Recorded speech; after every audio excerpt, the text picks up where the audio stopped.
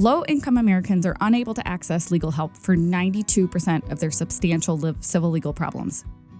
Alaska's CJW model is a new approach to solving the justice crisis by empowering legal advocates already embedded in rural Alaska communities to provide certain legal services with Alaska Legal Services training and supervision. The CJW model is a way to provide legal expertise in communities that currently have no access to legal services. Alaska Legal Services Corporation has developed a model that recruits and trains individuals already embedded in Alaska's remote villages that are known to the community as trusted leaders. They naturally understand the unique challenges and opportunities of rural Alaska. The backbone of this model includes making easily available free, online, asynchronous training modules that teach simple legal issues at an 8th grade reading level. Training modules that have been created include SNAP, or food stamp advocacy, preparing a will, domestic violence protection order advocacy, introduction to the Indian Child Welfare Act, and debt collection defense.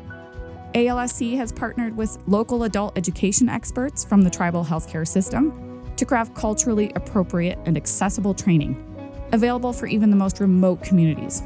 Training is completed at the convenience of the CJW, at their own pace, on their own schedule, often in partnership with their employer.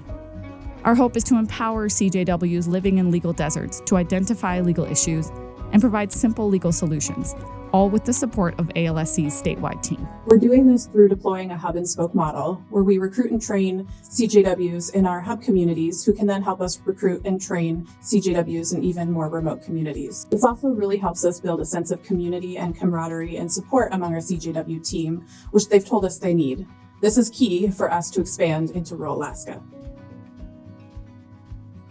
Due to the state's mishandling of the administration of public benefits in Alaska, tens of thousands of Alaskans have gone hungry.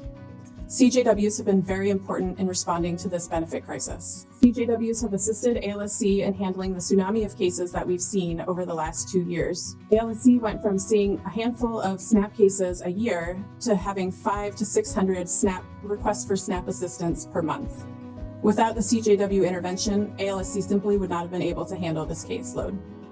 A core dimension of our Civic Stage 2 project is research and evaluation.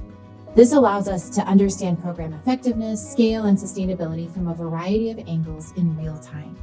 So for instance, over the course of the grant, we're conducting extensive, community-engaged qualitative research in collaboration with community justice workers, clients, legal aid staff, and stakeholders both in and beyond Alaska.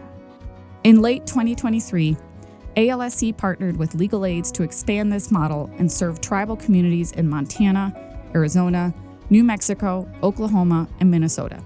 Banding together gave their organizations administrative capacity to access funds that would have otherwise been overly burdensome, while also creating space to learn from each other and support one another as a cohort. One of the amazing things about these partnerships is our willingness to collaborate together, and we can celebrate our successes. We can share our challenges. And so far, we've got quite a lot to celebrate. First off, we are recruiting Indigenous community members to serve our Indigenous communities. And we're taking culture as the #1 priority for the future. We're building a whole new workforce in communities that need legal access more than ever before. And doing all of this while we take an extremely critical lens at researching the way to sustain this project, to learn from the successes and our mistakes, as well as hoping to replicate this beyond the 5 partners that we have. Up in our extremely rural service area, over the past few years, we've really had challenges recruiting and retaining staff attorneys to deliver client services. Oftentimes, we'll maybe get 1 or 2 applicants for a position, and it can take 6 months or more to fill the position. Through this new opportunity, we've posted a hiring announcement for a community justice worker, and we've had over 30 applications. This is the moment to imagine and build justice futures because it's a moment of concern and maybe crisis, but also of hope and opportunity. We can look around our country and around the world and see people facing life-altering problems and not getting the help that they and their communities need to deal with those problems. And we can look around the world in our communities and see people who are locked out of participation in their own decision-making, in their own communities' processes, in their own democracy.